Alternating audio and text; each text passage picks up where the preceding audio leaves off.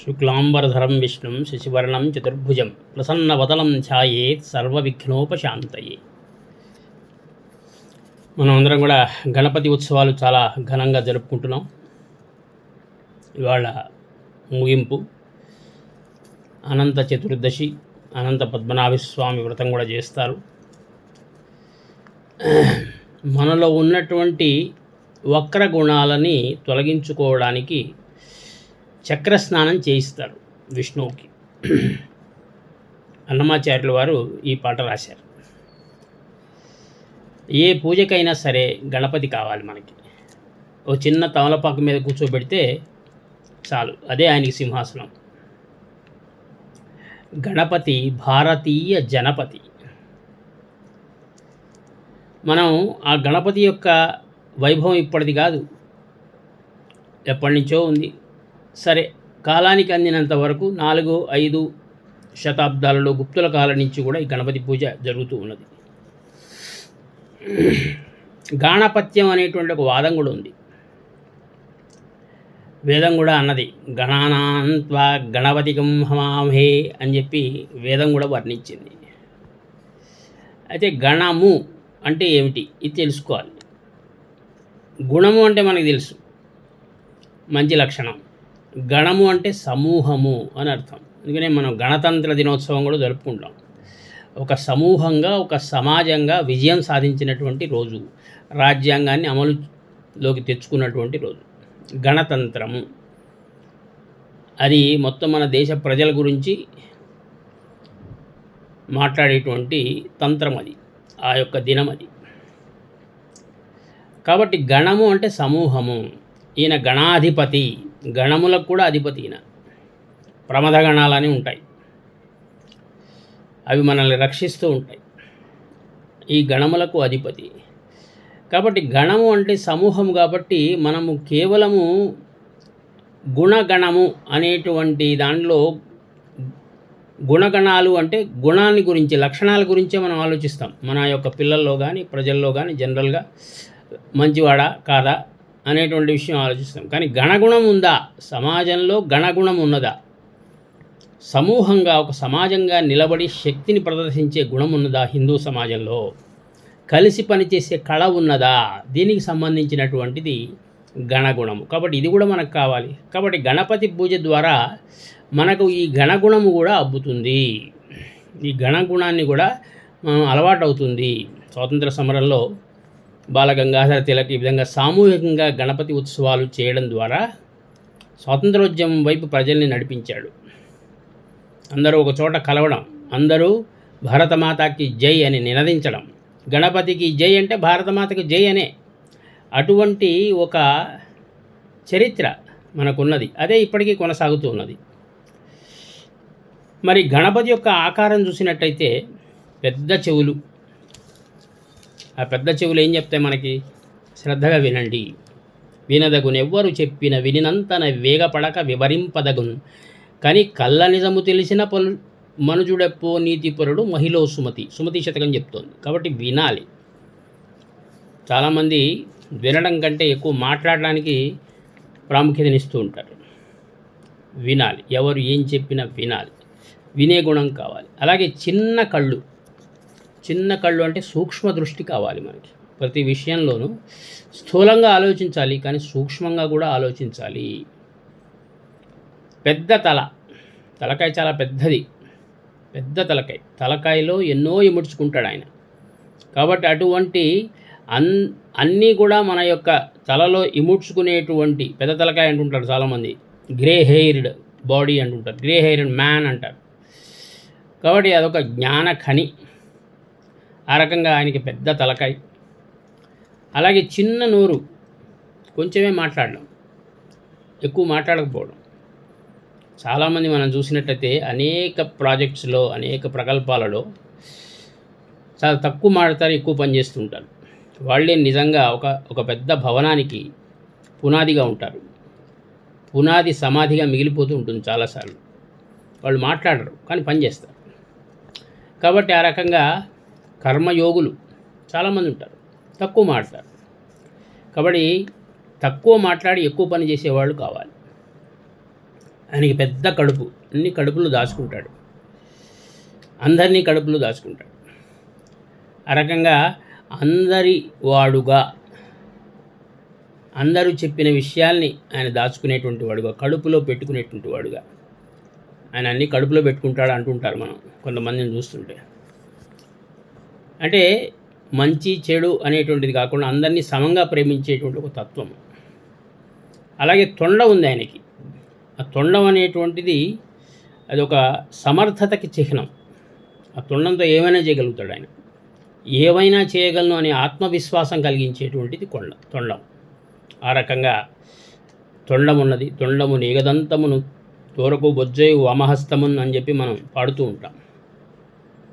అలాగే చిన్న కాళ్ళు, అవి వినయానికి చిహ్నాలు. వినయం చాలా అవసరం మనకి. విద్య ఒక్కటే కాదు, వినయం కూడా కావాలి. ఎంత ఎదిగినా ఒదిగి ఉండే తత్వం ఉండాలి. ఆ రకంగా గణపతి యొక్క ఆ ఆకారాన్ని, ఆ గణపతి యొక్క స్వరూపాన్ని ఒక పర్సనాలిటీ డెవలప్మెంట్ ఆస్పెక్ట్గా మనం ఆలోచించినట్టయితే అటువంటి గుణాలను మన యొక్క పిల్లల్లో, ఈ తరంలో, మన తరంలో, ఈ తరంలో, వచ్చే తరంలో ప్రోధి చేసేందుకు మనం ఏం చేస్తున్నాము, ఇది చాలా అవసరం. కాబట్టి గణపతి ఉత్సవాలు జరుపుతున్నాము అంటే అది లెటర్, కానీ స్పిరిట్ ఏమిటి? ఈ ఒక గణపతి ఉత్సవాల్ని ఒక 10 ఏళ్ల నుంచి ఒక చోట జరుపుతున్నారు అంటే ఆ సమాజంలో అక్కడ ఉన్నటువంటి వాళ్ళలో ఏమైనా మార్పు వచ్చిందా, గుణగణాల్లో కానీ గణగుణంలో కానీ ఏమైనా మార్పు వచ్చిందా, ఇది మనం ఆలోచించాలి. అలాగే ఈ యొక్క గణపతి విష్ణు స్వరూపం అని కూడా మనకి తెలుస్తుంది. ఎందువల్లంటే శుక్లాంబరధరం విష్ణుం శశివర్ణం చతుర్భుజం అంటుంటాం మనం. కాబట్టి విష్ణు స్వరూపం, గణేశుడు విష్ణు స్వరూపం కూడా. అందువల్లనే సృష్టి, స్థితి, లయ అనేటువంటి 3 ఉన్నాయి. సృష్టి బ్రహ్మ, స్థితి విష్ణువు, లయకారకుడు శివుడు. కాబట్టి స్థితి కారకుడు విష్ణువు. కాబట్టి విష్ణువు ఏం చేస్తాడంటే విష్ణువు కర్మ చేయమంటాడు. ఆయన కర్మకు ప్రతీకం, మనం చేస్తున్న పనులకు ప్రతీకం. కేవలం యోగిగా కాకుండా కర్మయోగిగా జీవించు అంటాడు. అంటే పని చేస్తూనే ఉండాలి. కర్మణ్యే వాధికారస్తే, ఫలితంతో పని లేకుండా పని చేస్తూ ఉండాలి. ఫలితంతో నిమిత్తం లేకుండా పని చేస్తూ ఉండాలి. జీవితాంతం మనం పని చేస్తూ ఉండాలి. అంటే ఒక చైతన్యవంతంగా మనం ఉండాలి. ఎప్పుడు జడ భావనకు వెళ్ళకూడదు, మన యొక్క భౌతికంగా కానీ భావనాత్మకంగా కానీ. కాబట్టి ఆ రకంగా కర్మ చేయమంటాడు. కర్మ చేయమంటే సత్కర్మలు చేయాలి. ఏది పడితే అది చేయడం కాదు, సత్కర్మలు చేయాలి. గణపతి కూడా సత్కర్మలు చేస్తేనే విఘ్నాలు లేకుండా చేస్తాడు, దుష్కర్మలు చేస్తే విఘ్నాలు కలిగిస్తాడు. కాబట్టి యజ్ఞ యాగాది క్రతువులు ఏవైతే చేస్తారో మన వాళ్ళు, దాంట్లో మనం అంటామన్నమాట, యజ్ఞము అంటే యజ్ఞో వై విష్ణు అన్నారు. యజ్ఞో వై విష్ణు యజ్ఞ ఏవాంతత ప్రతిష్టతి సోత్రజుహోతి విష్ణవే స్వాహ యజ్ఞాయ స్వాహ ఆ ప్రతిష్టాయై స్వాహేది నారాయణాయ విద్మహే వాసుదేవాయ ధీమహి తన్నో విష్ణు ప్రచోదయాత్. విష్ణు యజ్ఞం చేయడం అంటే విష్ణు యొక్క సందేశాన్ని మనం అనుష్ఠించడము, ఆచరించడము, అనుకరించడము. యజ్ఞంలో ఏం చేస్తాం మనం? అన్నీ కూడా ధాతువులు, ఆ నెయ్యి, ఇవన్నీ కూడా ఆ యజ్ఞ గుండంలో వేస్తూ మనం ఏమంటామంటే ఓం సూర్యాయ స్వాహ ఇదం నమమ, అగ్నాయ స్వాహ ఇదం నమమ, బృహస్పతి స్వాహ ఇదం నమమ అని చెప్పి అంటుంటాం. ఇవన్నీ అంటే ఏంటి? ఇవన్నీ వేస్తున్నాం. ఇదం నమమ, ఇది నాది కాదు. యజ్ఞభావనలో ఉన్నటువంటి అంతరార్థం ఏంటంటే మనం అన్నీ కూడా సమర్పణ చేస్తున్నాం యజ్ఞంలో. అంటే యజ్ఞము అంటే త్యాగము అని కూడా వస్తుంది. యజ్ఞభావన, యాగభావన, త్యాగభావన, అనురాగ భావన, ఇది మన సంస్కృతి. మన భారతీయ సంస్కృతి యొక్క మూలము యజ్ఞ భావన. కాబట్టి అన్నీ కూడా మనం దాంట్లో వేస్తున్నాము అంటే ఇది మనది కాదు, ఇది నాది కాదు అని చెప్తున్నాం. కానీ మనం ఏమనుకుంటాం? అన్నీ నావే అనుకుంటాం. మై నహి తూ హి. నమస్తేలో కూడా ఏముంది? నా మమహ తే. నా మమహ నేను కాదు, తే నీది, అంటే నేను నీవాణ్ణి అని చెప్పుకోవడం. కాబట్టి మనము మన నుంచి, అంటే నేను నుంచి మనం వైపు వెళ్ళేటువంటి ఒక ప్రవృత్తి, ఒక ప్రకృతి మనకి యజ్ఞం తెలియజేస్తుంది. కాబట్టి ఇదం నమమ అంటూ మనం యజ్ఞం చేస్తాం. మనదేమైనా ఉందా అసలు? అన్నీ భగవంతుడు ఇచ్చినవే. అందుకనే ఏ పని చేసినా శ్యామ ప్రేరకంగా చేయాలి అంటారు, కామ ప్రేరకంగా చేయకూడదు. కామ ప్రేరకం అంటే నేను చేస్తున్నాననే భావన వస్తుంది. అంతా నేనే చేస్తున్నా, అసలు దేశంలో ఉన్న సమస్యలన్నీ నాకే ఉన్నాయి, ఆ సమస్యలన్నింటినీ నేనే సాల్వ్ చేస్తున్నా అనేటువంటి ఫీలింగ్ కొంతమందికి ఉంటుంది. కాదు, అన్నీ కూడా భగవంతుడు మనల్ని చేయమంటున్నాడు. శివుని ఆజ్ఞ లేనిదే చీమైనా కుట్టదని అంటుంటారు కదా. కాబట్టి ఆ రకంగా మనము ఈ యజ్ఞోవై విష్ణు అన్నప్పుడు మనకి పంచమహాయజ్ఞాల గురించి మనం కొంచెం ఆలోచించాలి. ఈ పంచమహాయజ్ఞాల యొక్క ప్రస్తుతి లలితా శాస్త్రంలో కూడా వస్తుంది. స్వామి వివేకానంద కూడా ఈ పంచయజ్ఞ భావన గురించి శిష్యులకు చెప్పాడు. కాబట్టి ఈ పంచయజ్ఞాల గురించి కనుక మనం ఆలోచించినట్టయితే మొదటిది అందులో బ్రహ్మయజ్ఞము అంటాం. బ్రహ్మయజ్ఞం అంటే ఏంటి? సద్గ్రంథ పఠనం. మనకి బ్రహ్మజ్ఞానం కావాలి, తెలుసుకోవాలి. భజ అంటారు. భజ అంటే తెలుసుకోవడము, భజన అంటే భజన చేయడం, భజ అంటే తెలుసుకోవడం, సేవించడం, గౌరవించడం, ఆరాధించడం, ఇవన్నీ కూడా వస్తాయి. భజ తెలుసుకోవడం. కాబట్టి మనము సృష్టిలో 84 లక్షల జీవరాశులు ఉన్నాయి. వాటికి మనకి తేడా ఏమిటంటే మనకి ధర్మం అనేది ఒకటి తెలుసు. కాబట్టి బ్రహ్మజ్ఞానం అంటే ఏంటంటే మనము మన యొక్క ఇంట్లో చక్కటి గ్రంథాలను ఉంచుకోవడం, అట్లాగే సద్గ్రంథ పఠనం చేయడం. మనకి వ్యాకరణం అనేటువంటిది కానీ అవన్నీ కూడా శబ్దం అనేటువంటిది శివుడి యొక్క నోట్లో నుంచి వచ్చింది. అందుకనే మనం చిన్నప్పుడు మన పిల్లలకి అక్షరాభ్యాసం చేయిస్తే ఓం నమ శివాయ అని రాయిస్తాం మనం. కాబట్టి శివుడి యొక్క నోట్లో ఉంచినటువంటి ఈ శబ్దం అనేటువంటిది ఇది అక్షర జ్ఞానం. ఈ అక్షర జ్ఞానం అనేటువంటిది మనకి ఇవాళ మన దేశంలో లెక్కలేనన్ని మిక్కిలిగా పురాణాలు ఉన్నాయి, మనకి ఇతిహాసాలు ఉన్నాయి, సుమతి శతకం ఉంది, శతకాలు ఉన్నాయి, అనేక వాంగ్మయం ఉన్నది మనకి. కాబట్టి మన ఇంట్లో ఎటువంటి గ్రంథాన్ని ఉంచుకోవాలి, ఎటువంటివి మనం చదవాలి? భగవద్గీత ఉన్నది. భగవద్గీత ఒక పర్సనాలిటీ డెవలప్మెంట్ కోసమైనటువంటి ఒక ఉపదేశము. శ్రీకృష్ణుడు అర్జునుడికి చేసినటువంటిది యుద్ధభూమిలో చేశాడు. వ్యాసుడు దూరంగా విని భారతంలో నిక్షిప్తం చేశాడు. గుడ్ గవర్నెన్స్ గురించి కూడా అందులో ఉంది. అనేక విషయాలు ఉన్నాయి. భగవద్గీత మనకి తెలుసు. మన పిల్లలకి భగవద్గీత చదివించాలి, భగవద్గీత పోటీలు పెట్టాలి, భగవద్గీత గురించి చెప్పాలి. కాబట్టి ఈ బ్రహ్మజ్ఞానం అనేది తెలుసుకోవాలి అంటే, బ్రహ్మ యజ్ఞం అనేది చేయాలంటే ముందు మన మాతృభాషలో మనం మాట్లాడుకోవాలి. మనకి భాషా పరిజ్ఞానం, ఆంగ్ల భాషా పరిజ్ఞానం కావాలి, కానీ మాతృభాష ముఖ్యం మనకి.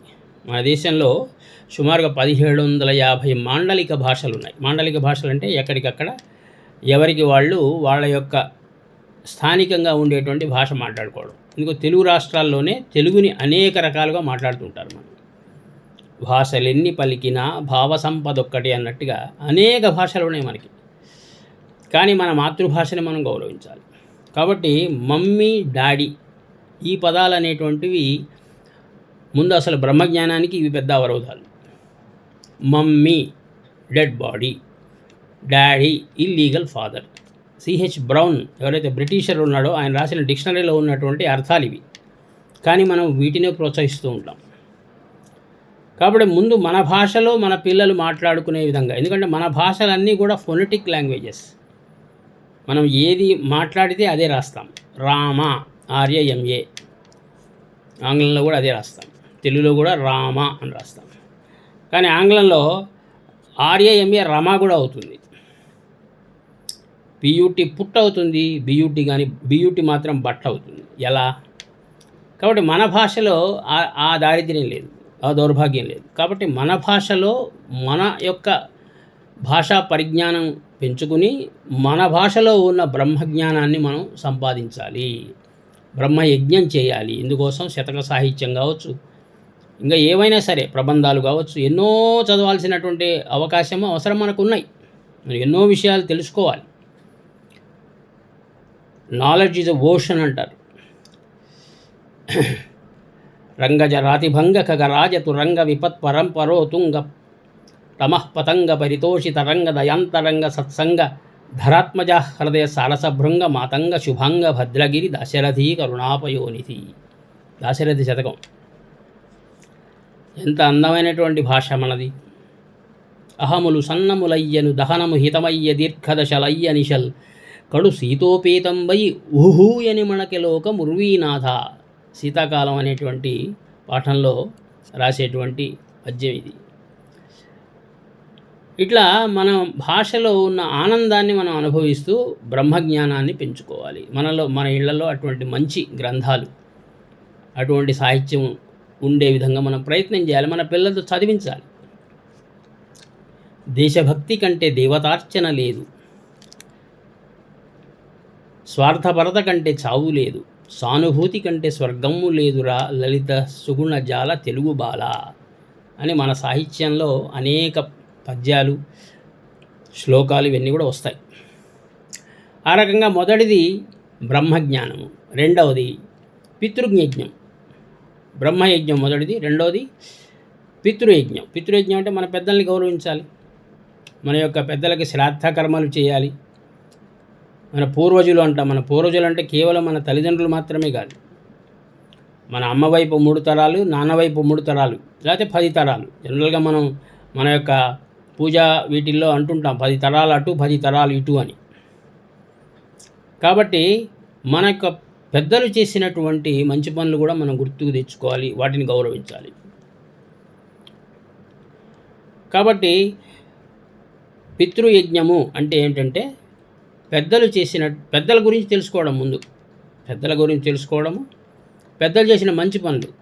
ఇప్పుడు మన తాతగారు ఎవరో ఒక ఆయన ఒక ఊర్లో చెరువు తవ్వించుంటాడు, ఎంత మంచి పని అది. అట్లాగే ఒక గుడి కట్టించుంటాడు. అట్లాగే మన మామలో, మన అమ్మమ్మలో, మన అమ్మ వైపు లేకపోతే మన నాన్న వైపు ఎవరైనా మన పెద్దవాళ్ళు డొక్కా సీతమ్మలాగా వచ్చిన వాళ్ళందరికీ కూడా వంట చేసి వడ్డించేటువంటి స్వభావం ఉన్నటువంటి వాళ్ళు ఉండుంటారు. మన వంశాలన్నీ గొప్పవని అనేటువంటి ఒక విశ్వాసంతో మనం ఉండాలి. మన పెద్దలు మంచి చేశారు, ఆ మంచిని సగౌరవంగా దాన్ని మనం స్వీకరించి వాళ్ళని గౌరవించేటువంటి స్వభావాన్ని మనం అలవాటు చేసుకోవాలి. కాబట్టి ముందు మన పెద్దల గురించి తెలుసుకోవాలి. పెద్దలంటే కేవలం మన యొక్క వంశంలోనే కాదు. ఎందుకోసం ఏం జరగాలి అంటే, సరే కుటుంబంలో ఒకసారి వారానికి ఒకసారో 10 రోజులకు ఒకసారో కూర్చుని పిల్లలకి ఈ విషయాలని చెప్పాలి. కేవలం మన ఇంట్లో వాళ్ళే కాదు, మహానుభావులు ఎంతోమంది ఉన్నారు. ఎందరో వీరుల త్యాగఫలం మన నేటి స్వేచ్ఛకే మూలబలం, వారందరినీ తలుచుకొని మన మానస వీధిని నిలుపుకొని అని అంటుంటాం మనం. కాబట్టి మహానుభావులు ఎంతోమంది ఉన్నారు, మహాపురుషులు ఎంతోమంది ఉన్నారు. ఈ దేశంలో పుట్టినంతమంది మహాపురుషులు ఏ దేశంలోనూ పుట్టల.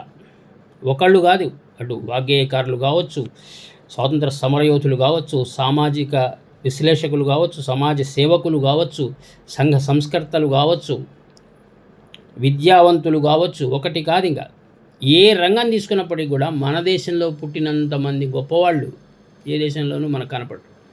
కాబట్టి వాళ్ళని గురించి కూడా తెలుసుకోవడము, ఆ రకంగా వాళ్ళు చేసిన మంచి పనులు మన యొక్క మనసుల్లో మనం గుర్తుపెట్టుకోవడము. ఇవాళ ఓల్డ్ ఏజ్ హోమ్స్ డిస్కరేజ్ చేయాలి. మనం బతికుండగా మన పెద్దలు ఓల్డ్ ఏజ్ హోమ్కి వెళ్ళడం అనేది ఒక పెద్ద అనాచారం. 90 ఏళ్ళ ఆవిడ, 80 ఏళ్ళ ఆవిడ, లేకపోతే 80 ఏళ్ళ ఆయన, 90 ఏళ్ళ అయ్యా అక్కడ ఆ ఇంట్లో ఒక పక్కన ఒక మంచం మీద అలా పడుకొని ఉంటే అది ఒక పెద్ద అండ. మనకి ఏదో ఒక సలహా ఇస్తూ ఉంటారు. కాబట్టి మన పెద్దల్ని స్మరించడం కేవలము ఇది ఏదో కృత్రిమంగా మనం చేసుకునేది కాదు. మన పెళ్ళిళ్ళలో కూడా మనం చూసినట్లయితే ఇప్పుడు గణపతి ఉత్సవాలు జరుగుతున్నాయి. గణపతికి సిద్ధి బుద్ధి అనేటువంటి 2 భార్యలు. ఆ పెళ్లి తంతు గురించి పెళ్లి కూడా చేస్తుంటారు. అయితే అది వినోద కళ్యాణం, లీలా వినోద కళ్యాణం అంటారు. ఎందుకంటే భగవంతుడికి మనం కళ్యాణం చేయలేం కదా. లీలా వినోద కళ్యాణం, ప్రత్యక్ష భార్యలు కాదు, సిద్ధి బుద్ధి.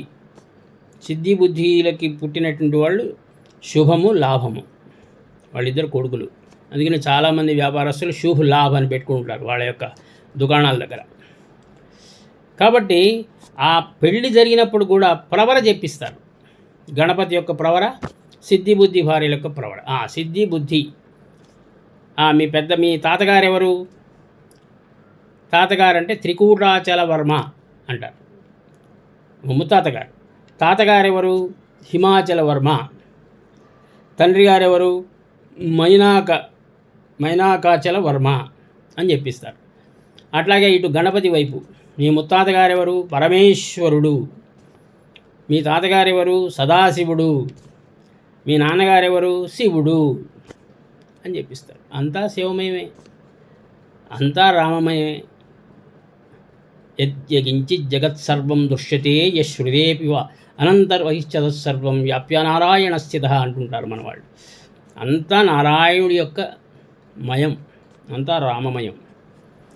ఆ పెద్దల ఈ ప్రవర కేవలం గణపతి పెళ్లిలో కాదు, మన పెళ్లిలో కూడా మన పెద్దల ప్రవర చదివి ఈ వంశం గురించి గొప్పగా చెప్పి అప్పుడు పెళ్లి చేస్తారు. కాబట్టి మనము పితృయజ్ఞం అనేది మన జీవితంలో ఒక భాగం చేసుకోవాలి. మూడవది దేవయజ్ఞం. దేవయజ్ఞం అంటే మనకు తెలుసు, దేవుడు ఉన్నాడు, ఒక్కొక్కరికి ఒక్కో దేవుడు ఉన్నాడు, 3 దేవతలు ఉన్నారు మనకి. దేవుణ్ణి పూజించాలి, స్తోత్రం చేయాలి, అభిషేకం చేయాలి, ప్రార్థన చేయాలి, సహస్రనామార్చన చేయాలి, విష్ణు సహస్రనామార్చన చేయాలి, లలితా సహస్రనామార్చన చేయాలి. సహస్రనామాలు ఉన్నాయి మనకి, 1000 నామాలు ఉన్నాయి. ఇంకా 1,00,000 బిల్వ దళార్చన కూడా చేస్తాం మనం. అంటే అనేక రూపాల్లో ఉన్నటువంటి దేవుడు, అనేక రూపాలలోనే ఉన్నాడు. అనేక దేవుళ్ళు కాదు, అనేక రూపాలలో ఉన్న ఒకే ఒక దేవతా స్వరూపాన్ని, దైవస్వరూపాన్ని మనం పూజిస్తాము. ఈశ్వరం ప్రతిగచ్చతి. అందరూ కూడా అన్ని రూపాల్లో ఉన్నప్పటికీ కూడా ఈశ్వరం ప్రతిగచ్చతి. అందరూ కూడా ఒకే భగవంతుడి యొక్క స్వరూపము. ఆ రకంగా దైవ భావన, దైవీ భావన, దేవతార్చన ఇది మన ఇంట్లో భాగస్వామి కావాలి. ప్రతి ఇంటిలో కూడా ప్రతిరోజు దేవుడి యొక్క గుడిలో దీపం వెలిగించాలి. ఆ రకంగా సృష్టిని కూడా మనం దైవంగా భావించాం. సృష్టిలో మనకు తెలుసు సూర్యుడు ఉన్నాడు, సూర్య నమస్కారాలు చేస్తాం మనం. ప్రతిరోజు సూర్యుడికి నమస్కరించుకోవాలి. సూర్యుడు నమస్కార ప్రియుడు, ఇంకేం చేయక్కర్లే. సూర్యుడికి నమస్కారం చేస్తే చాలు, ప్రకాశాన్ని ఇస్తాడు, జీవితంలో ఒక ప్రకాశాన్ని ఇస్తాడు. చంద్రుడు మనఃకారకుడు, చంద్రుడు కూడా నమస్కారం చేయాలి. పూర్ణిమ నాడు పైకి వెళ్ళి మన ఇంటి మీద కనుక కనపడితే వెళ్ళి నమస్కారం చేసుకోవాలి. అలాగే వాయువు కూడా దేవుడే మనకి, వాయుపుత్రుడే హనుమంతుడు. అగ్ని మనకు దేవుడు. అలాగే భూమి, భూమాత అంటాం. మాతా భూమి పుత్రోహం పృథివ్యా లేదని చెప్పింది. ఈ భూమి నా తల్లి, నేను ఆమె పుత్రుడను. అందుకనే ఉదయం లేస్తూనే ఆ తల్లికి నమస్కారం చేసి, అమ్మా నీ వల్లనే నేను జీవించగలుగుతున్నాను, కానీ నిన్ను నా పాదములతో ఉదయం నుంచి సాయంత్రం వరకు తొక్కుతున్నాను, కాబట్టి నన్ను క్షమించు, పాదస్పర్శం క్షమస్వమే అంటూ మనం పక్క నుంచి కింద దిగుతాం. కాబట్టి భూమి. అలాగే గంగామాత. గంగ కేవలం నీరు కాదు, అది మాత. నదులు మనకి కేవలం నీరు కాదు, మనకి ఫిజికల్గా వచ్చేటువంటి ఆ నీటి సంపద కాదు. గంగ ఇవాళ దేశంలో 40 కోట్ల మందికి అన్నం పెడుతుంది. పంట పొలాలలో ప్రవహించడం ద్వారా, పంటను సాగు చేయడం ద్వారా 10 రాష్ట్రాల గుండా ప్రవహిస్తుంది. గంగ శుద్ధికి ఇప్పుడు బృహత్ ప్రయత్నం కూడా జరుగుతోంది. కాబట్టి గంగామాత. అట్లాగే తులసి మాత, గోమాత. ఇలా మాతా స్వరూపంగా మనము భగవంతుణ్ణి ఆరాధిస్తాం. కాబట్టి దేవయజ్ఞము అంటే వీళ్ళందరినీ కూడా మనం ఆరాధించడం. పంచభూతాలు ఉన్నాయి మనకి, పృథివీ ఆపః తేజో వాయురాకాశాత్, వీటన్నిటిని కూడా మనం ఆరాధిస్తాం. కాబట్టి బ్రహ్మయజ్ఞము మొదటిది, రెండవది పితృయజ్ఞము, మూడవది దైవయజ్ఞము. కాబట్టి తప్పకుండా అందరూ కూడా భగవంతుడు నమ్మాలి, భగవంతుడిని ఆరాధించాలి. ఇది దేవభూమి, భారతదేశం దేవభూమి. కర్మభూమి, యోగ భూమి, యాగ భూమి, త్యాగ భూమి. కాబట్టి మూడవది దేవయజ్ఞం. నాలుగవది సమాజ యజ్ఞం అంటే నరయజ్ఞం. సమాజ యజ్ఞం అంటే నరయజ్ఞం. నరయజ్ఞం అంటే నరుణ్ణి సేవించడం. నరుణ్ణి సేవించడం ద్వారా నారాయణుణ్ణి దర్శించడం. అంటే జనతలో జనార్దనుణ్ణి దర్శించడం. ప్రజల్లో సమాజంలో జనార్దనుణ్ణి దేవుణ్ణి దర్శించడం. అది నరయజ్ఞము అంటాం మనం. అందుకనే మనము మన ఇంట్లో అందరం కలిసి ఒక పూట అయినా సరే మనం భోజనం చేసే ముందు ఒక గుప్పెడు బియ్యం తీసి సమాజంలో ఎవరైతే ఈ ఆకలి బాధతో ఉన్నారో, లేకపోతే అనాథలుగా ఉన్నారో వాళ్ళ యొక్క ఆకలి తీర్చేందుకు మనము గంపెడు మనసుతో గుప్పెడు బియ్యం తీసి పక్కకు పెట్టగలమా? మనమందరం కూడా భోజనం చేస్తుంటాం. భోజనం, ఈ భోజనం అనేది మన ఇంట్లో మన యొక్క అమ్మ తయారు చేస్తుంది. ఈ భోజనం తయారు చేయడం కూడా, ఈ భోజనం కూడా ఇది భగవత్ ప్రసాదము. అందుకనే శుభ్రంగా స్నానం చేసి భగవంతుడి యొక్క సాక్షిగా భగవంతుడి నామం చేసుకుంటూ ఈ భోజనం తయారు చేయాలి. ఈ భోజనం అనేది కేవలం మనం ఏదో కడుపు నింపుకునేటువంటిది కాదు. ఇది భగవంతుడు ఇచ్చినటువంటి ప్రసాదముగా దీన్ని భావించాలి. అందుకని మనం ఏమంటాం? బ్రహ్మార్పణం బ్రహ్మహవిర్ అంటూ చదువుతాం. అట్లాగే అన్నపూర్ణే సదాపూర్ణే శంకర ప్రాణవల్లభే అంటూ శంకరాచార్యుల వారు రాశారు. అన్నపూర్ణ తత్వంతో భోజనం చేయడం. అన్నపూర్ణ తత్వం అంటే ఏంటంటే అన్నపూర్ణ అందరికీ లభించాలి అనే ఆలోచనతో భోజనం చేయడం. అన్నము అందరికీ లభిస్తోందా, నేను ఇవాళ భోజనం చేస్తున్నా, మరి నా దేశంలో అందరూ భోజనం చేస్తున్నారా అనే ఆలోచనతో భోజనం చేయడం. ఇది అన్నపూర్ణతత్వం. శంకరాచార్యుల వారు రాశారు అన్నపూర్ణాష్టకంలో. అలాగే కడుపులో ఉండే వైశ్వానరుడు, అహం వైశ్వానరో భూత్వ, ఇవన్నీ భగవద్గీతలో ఉన్నాయి. భగవద్గీత శ్లోకమే ఇది కూడా. బ్రహ్మార్పణం కూడా భగవద్గీత శ్లోకమే. కాబట్టి ఆ వైశ్వానరుడు అనే అగ్నిని సంతృప్తిపరచడం కోసం మనం భోజనం చేస్తున్నాం. కాబట్టి భోజనం ఎంత చేయాలి, ఎలా చేయాలి, ఏది పారవేయకుండా తినాలి, మనదైన భోజనం చేయాలి, మన ఇంటిలో మన అమ్మ తయారు చేసిన భోజనం చేయాలి. అంతేగాని హోటళ్ళ మీద పడి ఏది పడితే అది తినకూడదు. ఎప్పుడు తినాలి, ఎన్ని గంటల వ్యవధి ఉండాలి తినడానికిను, మొదటిసారి తినడానికి, తర్వాత తినడానికి, ఇవన్నీ కూడా కొన్ని నియమాలు మన వాళ్ళు పెద్దవాళ్ళు పెట్టారు. కుక్డ్ ఫుడ్ తినాలా, ఫ్రైడ్ ఫుడ్ తినాలా, కిలో క్యాలరీస్ వాల్యూ ఎక్కడ పెరుగుతుంది? ఇవాళ వచ్చేటువంటి ఆధునికమైనటువంటి ఈ ఫాస్ట్ ఫుడ్స్ అన్నిట్లో కూడా మోనోసోడియం గ్లూటమేట్ వాడుతున్నారు రుచి కోసం. కానీ అది ఒక విషకారకం. అది దానివల్ల క్యాన్సర్ కూడా వచ్చే ప్రమాదం ఉంది. కాబట్టి మనం ఆరోగ్య యజ్ఞం చేయాలి. ఈ సమాజ యజ్ఞంలో భాగంగా ఆరోగ్య యజ్ఞం చేయాలి. మనం ఆరోగ్య యజ్ఞం చేస్తుంటే హాలాహలాన్ని అందులో పోసేటువంటి వాళ్ళు చాలామంది ఉన్నారు. మ్యాక్డొవెల్, డొమినో, ఇట్లా అనేక మంది, KFC, అనేక మంది విశ్వామిత్రుడు యజ్ఞం చేస్తుంటే రాక్షసులు విషం కుమ్మరించినట్టుగా మన ఆరోగ్య యజ్ఞానికి భంగం కలిగించేటువంటి వాళ్ళు అనేక మంది ఉంటారు. వీటిని మనం ఎదుర్కోవాలి. మనదైన భోజనం మనం చేయాలి. మ్యాగీ మీద ఎంత యాగీ జరిగిందో మనకి తెలుసు. కాబట్టి శుచిగా, రుచిగా, శుభ్రంగా మనం భోజనం చేయాలి. భోజనంలో సంయమనం ఉండాలి. ఎంత కావాలో అంత తినాలి. యావత్ బ్రియేర్జటలం తావత్ సత్వం హి దేహినాం అధికం యోభిమన్యేత సస్తేనో దండమర్హతి. ఎంత కావాలో అంతే తినాలి, లేకపోతే దొంగ అనబడుతుంది అని మన శాస్త్రం చెప్తాం. కాబట్టి మనం తింటున్నప్పుడు కలిసి తినడం, కబుర్లు చెప్పుకుంటూ తినడం, రుచిని అనుభవిస్తూ తినడం, ఆనందంగా తినడం. అంతేగాని అమ్మ చేసి అక్కడ పెట్టింది ఎవరు పడితే వాళ్ళు వచ్చి ఎప్పుడు పడితే అప్పుడు తినడం కాదు. కాబట్టి మనము ఈ యొక్క సమాజ యజ్ఞం చెయ్యాలి. సమాజ యజ్ఞం చేయాలంటే ముందు మనం ఒక క్రమశిక్షణ కలిగి ఉండాలి. తర్వాత సమాజానికి కూడా ప్రతిరోజు ఒక గుప్పెడు బియ్యం తీసి పక్కకు పెట్టి అదంతా కూడా నెల అయిన తర్వాత ఒక అనాథ ఆశ్రమానికి కానీ, ఎవరైతే అన్నార్తులు ఉన్నారో వాళ్ళకి కానీ మనం ఇవ్వాలి. ఇది నరయజ్ఞము. ఆ తర్వాత భూతయజ్ఞం. భూతయజ్ఞం అంటే పక్షుల కోసం.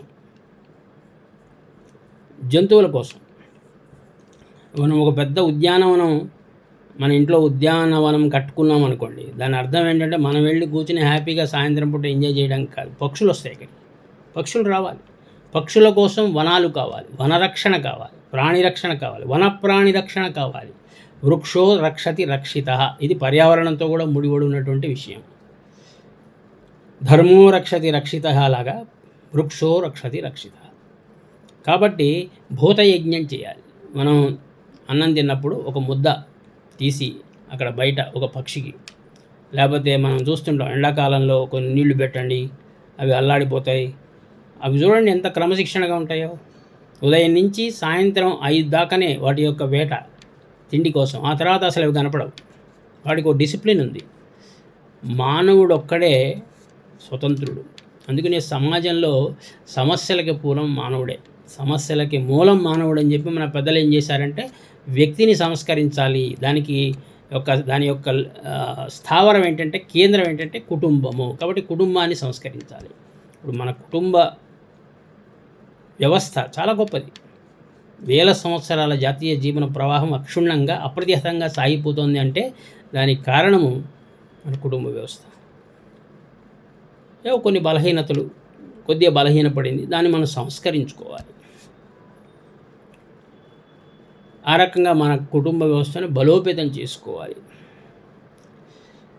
కాబట్టి గణపతి ఉత్సవాల సందర్భంగా, గణపతి విష్ణు స్వరూపం కాబట్టి, విష్ణు అంటే యజ్ఞం కాబట్టి, ఆ యజ్ఞానికి సంబంధించిన కొన్ని విషయాలు మీ ముందు నేను ఉంచే ప్రయత్నం చేశాను. స్వామి వివేకానంద ఈ పంచమహాయజ్ఞాల గురించి చెప్పాడు. ఈ పంచమహాయజ్ఞాలతో దేశము పరమ వైభవం సాధిస్తుంది అని చెప్పాడు. బాధామయ గాథలలో నడిచే భారతీయ నవజన సమూహమా, ఎన్నాళ్ళెన్నాళ్ళీ బానిస వ్యధ, ఎన్నాళ్ళెన్నాళ్ళీ వేదన కథ, శక్తి లేని ఓ జడ సమాజమా, ముక్తి లేదు నీ విట్లేయుండిన బలము పస్వ హిందూ అభి అభి అభి అంటే భయపడద్దు. బలమ జీవనము బలహీనత మృతి అఖండ ధైర్యోత్సాహ శాంతులే, శాక్తేయోపాసనమే మనుగడ స్వధర్మనిష్టయ సర్వోత్తమ గతి, గొణుగుడు సణుగుడు మోకరింపులు పురిచారల బుడిద ప్రదర్శనలు, అసమర్థతలు అలసత్వభావన వలదిప్పుడు నవభారత బలమునకు అన్నాడు. కాబట్టి ఆ వివేకానందుడి యొక్క సందేశాన్ని తీసుకుని మనం ముందుకెళదాం. జై గణేష.